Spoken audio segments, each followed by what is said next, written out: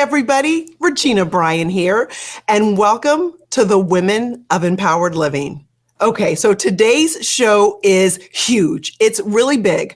I have been excited about this one for weeks. Sitting with me today are the ladies that represent a world-class, globally recognized brand, America's sweethearts, the Dallas Cowboys Cheerleaders. Hey, ladies, how are you? Hi, good. Wonderful. I've got the director, Kelli Finglass. Kelli, where are you joining us from today? I am in my home in Texas, and I know you're not supposed to broadcast from your bedroom, but here I am. And I'm going to my Shih Tzu to make a guest appearance any minute now. We love that. And we have Judy Trammell, the choreographer. Hey, Judy, where are you? Hey, I'm in Dallas, Texas in my living room with my husband working from home, and my cat might join us at any moment. You just never know what's going to happen. I love that. We might have some guest appearances. And we have a member of the current squad, Cece, with the gorgeous hair today. How are you? Thank you. I'm well, thank you. Thanks for having us. I'm so excited to be there. Thank you. And where are you joining us from today? I'm still in Dallas, Texas, in my house. I actually just put up my Christmas tree this morning. I needed some holiday spirit in my house, so up went the Christmas tree. Oh, awesome. Wonderful. I cannot believe I have this great opportunity to have you ladies here and pour into our community this afternoon. So before we talk about the current situation with COVID and how that's kind of changed things for you ladies and the awesome, amazing reality show that's coming back, Dallas Cowboys Cheerleaders, making the team, season 15, right? Yes, season 15. Wow, cannot believe it. So we have so much to talk about. Let's start with a little journey back in time, if you will. Kelli and Judy, you both were DCC yourselves back in the 80s, I believe. Seems like yesterday, doesn't it? No, it seems like a really long time ago. Talk to us about your personal experiences as cheerleaders yourselves. Well, for me, Judy cheered before me. So, Judy, you want to go first or second on this? It's completely up to you. I cheered from 1980 to 83 for 4 seasons. I actually sent in my application in 1979, but I chickened out because 2,000 women back then tried out, and it was quite intimidating even back then, but I finally in 1980 got the guts up, and it was the best experience of my life. Was it really? What did you enjoy the most about being a cheerleader yourself? Oh, wow. There were so many experiences back then. We did a lot of concerts, performing live. We did, I guess my very favorite part were the USO tours, and I traveled all over the world, Beirut, Turkey, Japan, Korea, in the middle of the Indian Ocean on a battleship performing for our troops. And it was just a really heartwarming experience that you'll remember for the rest of your life. Oh, that's incredibly awesome. And so, Kelli, what was your experience like? Well, I'm a small town East Texas girl, and Judy and I laugh because I didn't have a formal dance background in my town. It was rather small, but I took twirling, and which is a dying art. Shout out to any of the twirlers. And then to be the twirler that got to wear the cute costume, you had to be in the band. So I was in the band and became the drum major of the band. And I actually think that kind of teed me up for, in some random way, football field precision and discipline. And after being a drum major in my high school band, I then went to college and thought, wow, I want to be a dance major. I want to dance on Broadway, which I wasn't good enough and wasn't built for that. But I did get one really great concentrated year in a dance department at TCU, Texas Christian University. And that is when my appetite for dance just, I couldn't get enough. And part of being a dance major at TCU was attending auditions. And I heard about the Dallas Cowboys Cheerleaders audition on the radio. I'll never forget it. I was in my dorm and I thought, maybe I can do that. and I tried out. That was 1984. And that's when I made it. And that's when my journey started as a little rookie from East Texas. And how many years for you, Kelli? I cheered for 5 seasons. For 5. Okay. And for both of you, Kelli and Judy, how did you then make the journey, make that leap from I'm a DCC to now I'm in leadership? What was that transition like? How did that even happen? Well, for both of us, I'll let Judy answer. But for me, it was kind of the timing. Our team was sold in 1989, and we had new ownership. And our previous director had just retired. And I'd actually wound up graduating with my degree in international marketing and had accepted a job in that field. And then the opportunity came up with basically a phone call of we need an assistant director. And I said yes. So I was basically really only out of the organization for about a month of graduating from college. And then I did a U-turn and came back. And then the next year, I worked in sales for the Cowboys. And the next year, I became director. So mine was really an unexpected, non-strategic U-turn where all the elements just led me there. And Judy's story is similar. It was kind of an evolution. Jude? Yeah, it was my 3rd season to re-audition, and Texie Waterman, the legendary Texie Waterman, asked me if I would come back for a 4th season. She would have a job for me. And I was like, oh, sure. Why not? So I tried out again. And then after my 4th season, she hired me as the assistant choreographer. And I did that until Kelli and I joined forces, and I'm sorry if I get the years wrong, in 1991, right, Kelli? Yep. That I became the choreographer with Kelli, and we've been a team since then.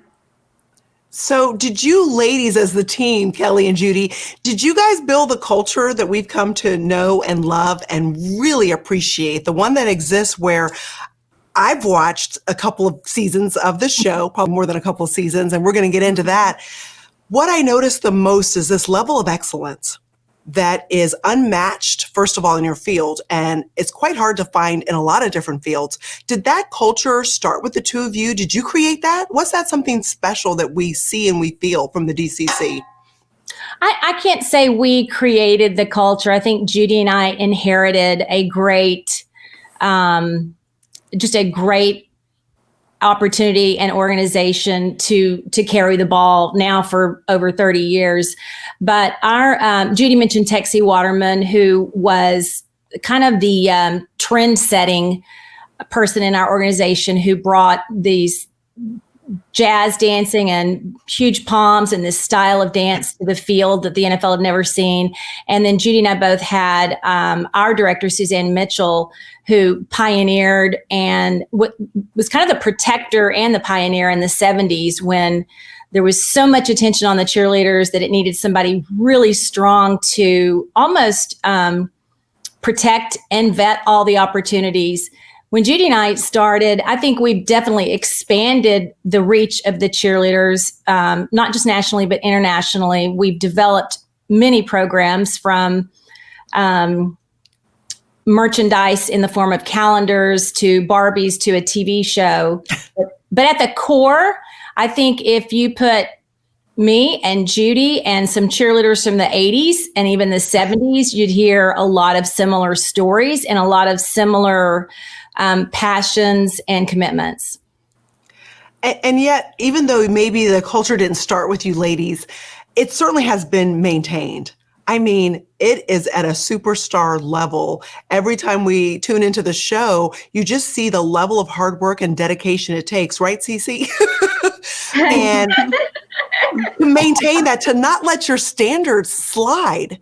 How on earth do you guys keep that piece that is so easy to be lost, whether it's in the cheerleading world, professional sports, or any business? How do you maintain those standards? I think and Judy and I have had the fortune and the great trust of working together for so long, but we've been, characteristically kind of been defined as chronic improvers. So although we launched a live Christmas show 3 years ago, and we're constantly, if we're in a live performance, we're both taking notes about how to make the next performance better. It's kind of an exhausting existence, but it's just how we're wired. And now Judy and I can finish each other's sentences. But if we're, for example, this season, we thought, hey, let's change pom-poms for a game because the girls are dancing in a different space because of COVID. So all of a sudden, we're changing and overanalyzing the fabrication and reflection properties of the palms in the girls' hands. So it's I would say we're always trying to improve, and hopefully we're confident enough to admit when we're wrong. I was going through some old pictures and found some of my worst mistakes as director, and most of them are wardrobe related. So we learn and we admit that. But I love that there's some level of perfectionism that has to exist there for it to be maintained at this high level. And so, Cece, when did you join the DCC? My first season was in 2018. I'm originally from Honolulu, Hawaii, and I went to college in Oregon. So I actually lived in Portland for a few years before coming to Dallas. And it's been an amazing 3 years of my life. I've dreamt about being on this team since I was in 5th grade. That's what I was going to ask. Was it a lifelong dream of yours? Yeah, and I'll never forget, it was actually in my dance studio, my dance coach, who has been my dance coach since I was in kindergarten, we were doing across the floor technique, and she just stopped the music and she looked at me and she was like, I just started watching the show and I think you could do that someday. And it was the first season. It was in 2005. And it was the first season of the show. And I was just ecstatic because I own up to it that I'm not the most technical dancer, and Judy and Kelli can attest to that. But she just noticed something in me, and it was so, life-changing in that moment. And from there on, I was like, if she saw something in me that could do something that big and something, that cool to me, I was going to go forward with it. And honestly, ever since that day in class, I worked to get here. And this is my, my end goal. And it's, it's an honor to honestly wear the star every time I put it on. Oh, what was that like though, when you found yourself trying out? You're finally made it. You're going to auditions. Oh my gosh. My heart races for you ladies. Every time you ladies kind of wheel your bag in and you're in your cute little hair rollers. And I'm thinking to go after a dream like that. What was that moment like for you? And then jumping into training camp? Oh gosh. I mean, it was every emotion in the book, from exciting to nerve-wracking. Are they going to like me? I mean, I grew up watching Kelli and Judy. So, I was like, how am I going to stand out within, hundreds of girls that were in line with me? I'm looking to my left and to my right, and every girl in the line was absolutely beautiful, and they were also talented. It's more of that playing up what makes me unique, to make sure that they get to notice me. I always joke with actually Kelli and Judy about my hair. I've never worn my hair. It's been a back and forth. Hey, I also want Regina to weigh in on that. I'm going to let her weigh in on that, but go ahead. I've never worn my hair curly.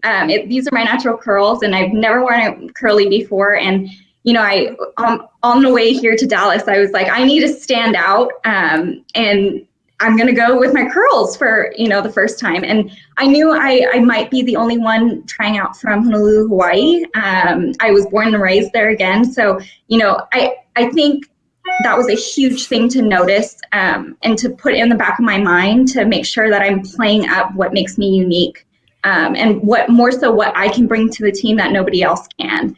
And what a great decision you made with the curls, because when we were all jumping on today, I thought, oh my gosh, it just immediately, I thought, oh my God, Cece, you're stunning. And your hair is it's so striking.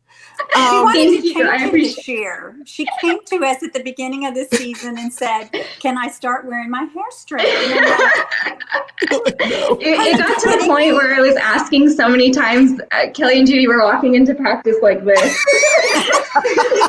Like, no way, you're not getting rid of those curls. But you said it best, Cece, a minute ago. You wanted to do something to make you stand out. So Judy and Kelli, what are you looking for? These ladies come in, they're putting their hearts on the line.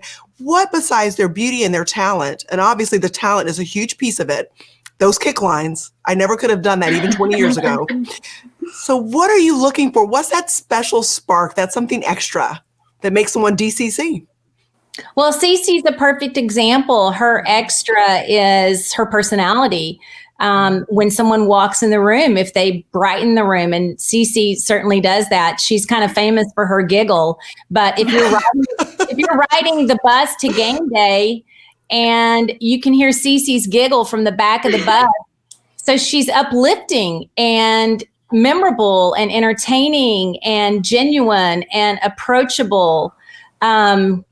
So somebody in Hawaii, between her parents and her dance teacher, surrounded her in an environment where she could be just so unique. I mean, she's unforgettable and fun, and for sure.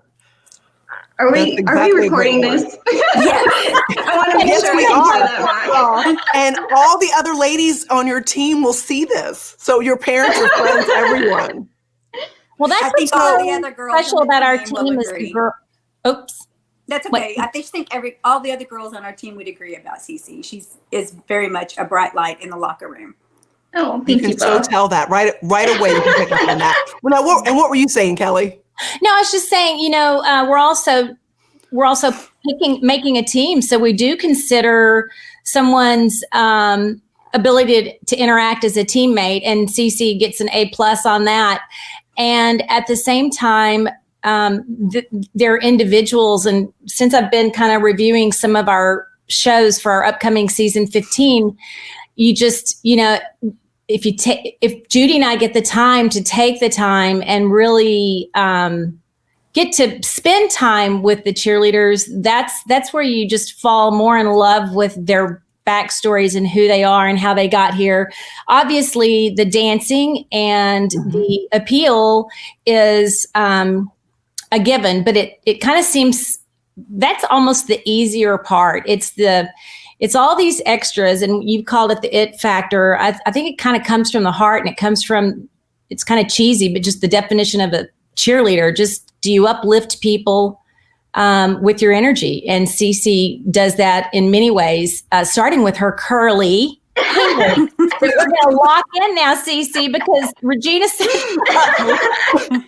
I was blown away. I was blown away when I saw her just a little bit ago. We were jumping I think on. it's gorgeous. It's a testament to Kelli and Judy as well. You can have a room full of dancers, amazing talented dancers, but I look around the locker room every single day and think, it's crazy to me that girls from 36 different hometowns, different, stories growing up, can all of a sudden be put in a room and become best friends. I tell my friend Caroline's to the side of me every day in the locker room, and I tell her every day that I can't believe, she's from Missouri, I'm from Hawaii, and now she's my best friend. And our paths crossed in such a crazy way, but it's more the job comes with the perks of friendships and memories like that. So. Oh, that's so awesome. So Kelli, you mentioned the show a few moments ago. How on earth did the Dallas Cowboys Cheerleaders find themselves a reality show? And it's also the country music channel's, I think, most popular and longest running show. How did this happen? Well, when reality shows were just kind of starting, and this was, 15 years ago, plus a pilot, we were kind of getting different ideas and offers sent our way, and we poo-pooed most of them, to be honest with you, because when you're that visible, you're vulnerable as well. And, there's a little bit of just trust or safety that you don't necessarily get from Hollywood. And on this particular case, I got a letter from a gentleman named Eugene Pack, and he had worked with the Miss America pageant. And he was wanting to request maybe an audition special, just an audition special with us on behalf of CMT. And CMT as a network, Country Music Television, was a good place for us to land in terms of their programming. And it felt like a good fit for you guys. Yeah, it was, again, it wasn't this long-term strategy. We'd always had the idea of wanting to show the television audience that our audition process and how truly talented the ladies are that come through the audition process.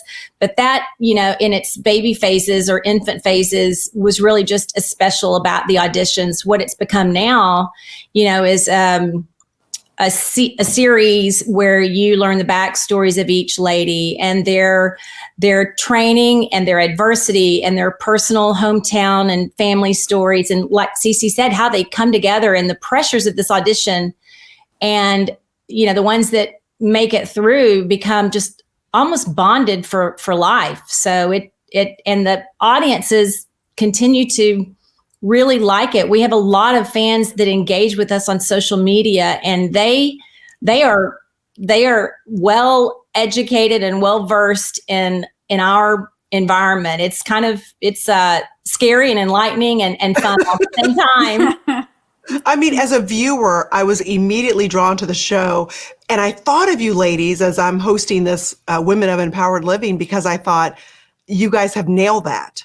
I'm watching young lady after young lady pursue her dreams and give it everything she's got, show that kind of commitment that's just rare. I mean, that someone pursues their dreams at that level. And then watching you, Judy and Kelli, mold them and shape them into this dynamic team.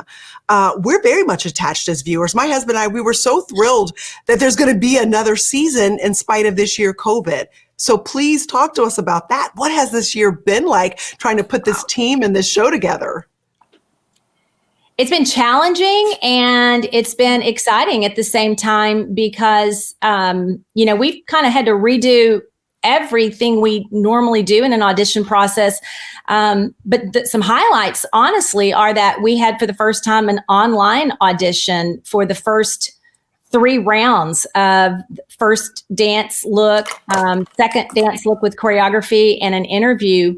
And to be honest, I'm going to confess, Kelli, that I saw that podcast on YouTube, and it was so cute. All of you are learning how to get on the system, and you're showing the other judges how to do that, and it was priceless. It was priceless.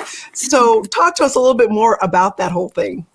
Well, Judy can jump into this. It just is exciting because the best part of this audition being adapted is that we watched videos of over 1,500 applicants, and we saw them one-on-one. We saw them in their hometown, in their environment. It was like hometown visits at Hello, and we studied them. Like I can remember pressing the pause button on my computer and truly studying the skill of their dance. And we could do it on our own time in our own space. And it was one girl at a time as opposed to a really quick 60 or 90 seconds in front of judges in a group of 5. So by the time the ladies came to training camp, we knew them. I felt like I know the rookie candidates this year better than I ever have before even meeting them. So that was really exciting. And I think it's just been something very unique and special to this 2020 squad. Even though there were 1,500 ladies auditioning,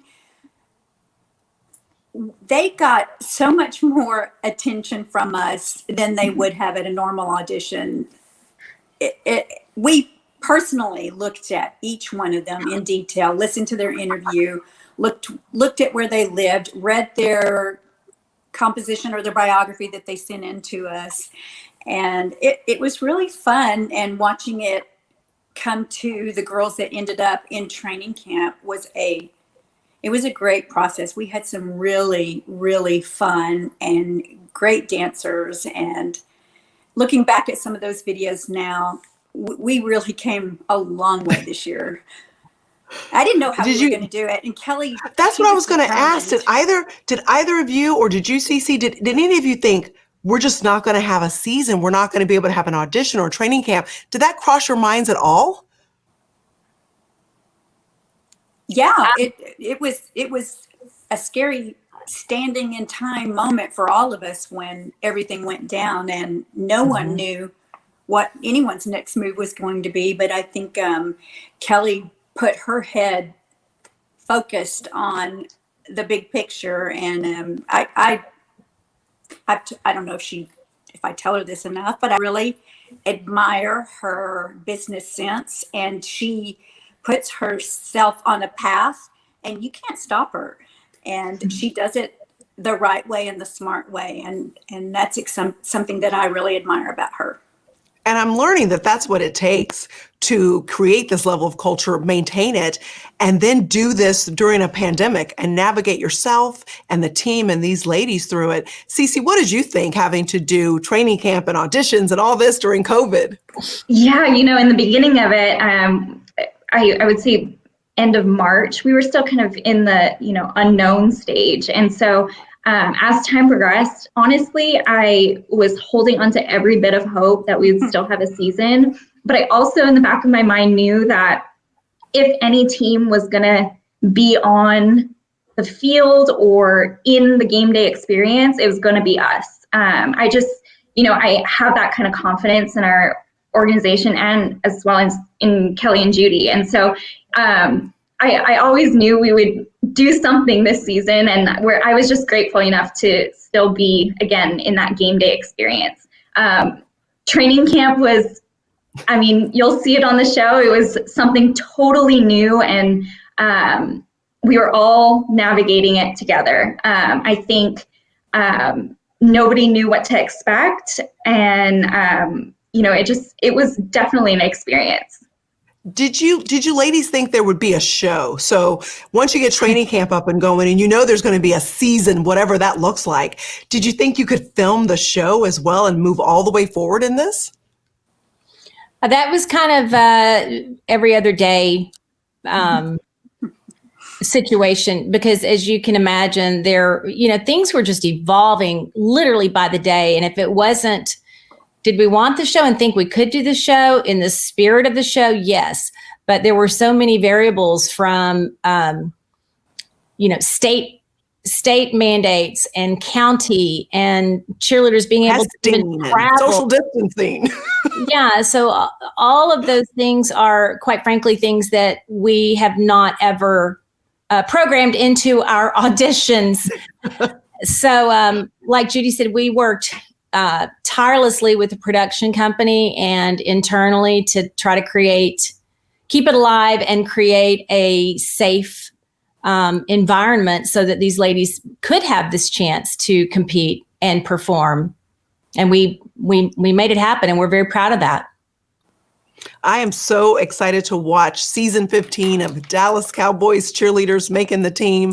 On this show, we wrap up all of our conversations, something to the effect of, what does living an empowered life mean to you? If you want to take that question and apply it to this year, or to navigating through COVID, or just DCC in general, I see you ladies as very much empowering other women.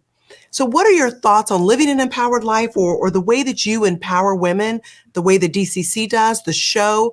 When I was talking to Kashara, I very much told her that this show allows women to be seen in just truly, truly the best light. I was proud of everybody, pulling for everybody, teary-eyed when people didn't make it. So to me, you guys uplift just by being who you are.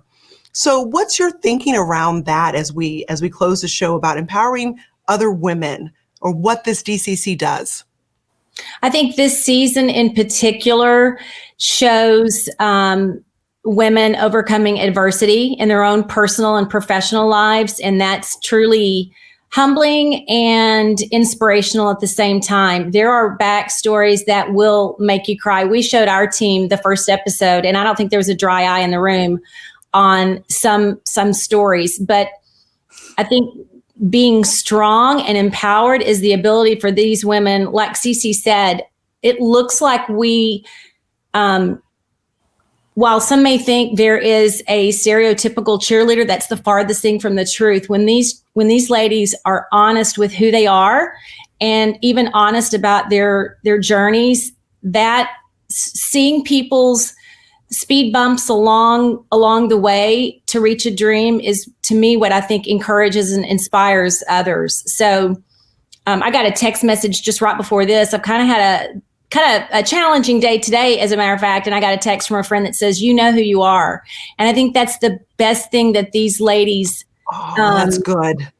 Is not try to be the performer or the person that they think we want, but like Cece mentioned in Hawaii, she knows who she is. She knows where she's from. And we have so many beautiful, unique, diverse, successful, high achieving women that believe in themselves, and hopefully we can help them believe in themselves more, but they know who they are. And I think that's empowering if they, stay true to who they are.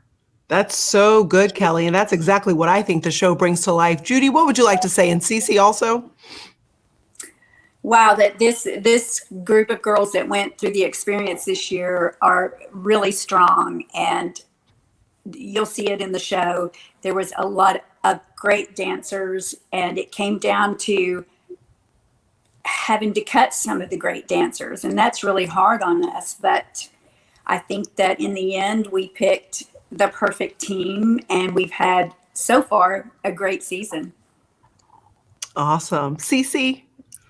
Yeah, I think, every day I get the question, do you all really like each other? I get that a lot. And I think people think we're always competing, against each other. But I've never once ever felt like I was wanting another girl's spot. It was always, I want my spot, and I want these girls to have a spot on this team as well. And it's just that uplifting spirit across the locker room, in the studio, on the field, of us just always bringing each other up. And then, Kelli and Judy always believed in me. And I think that's huge, coming from, a small island back home, and making this journey here has been, I think my most memorable moment would be watching my mom cry in the locker room because she was so proud of me. I'm sorry, I get choked up every time I think about it, but it's because, this dream has come true for me. I've gotten to meet the most amazing women in my life. And it's so overwhelming when a girl comes up to you, in her little DCC outfit, in the stadium, and, she's looking up to you like, I want to be you one day. And that's all you can ask for, and that's really when the dream clicks. Like you did it, and you've done something cool, and something to look up to. That is amazing and so well said, Cece. And that is exactly why when I thought about who would be a great fit as we build this Women of Empowered Living show, I've watched your show for years, and you lift up other women. And can I just tell you that the three of you did that for me today. So thank you from the bottom of my heart for pouring into us. Well, right back at you. And by the way, since you're from, I think you mentioned Atlanta, you have a fellow Georgia Peach in this year's show that you might want to pay attention to. I can't give it away, but I think Atlanta will be proud. Oh gosh, I'm so looking forward to the show. So everyone, you got to watch this show. If you have not seen this show yet, tonight, November 24th, Dallas Cowboys Cheerleaders Making the Team, season 15. From the bottom of my heart, with as much gratitude as I can tell you, Judy, Kelli, Cece, thank you so much for being here and being a part of our community today. Thank you. Thank you for having us. Thanks everybody for watching, and we will see you next time. Bye-bye.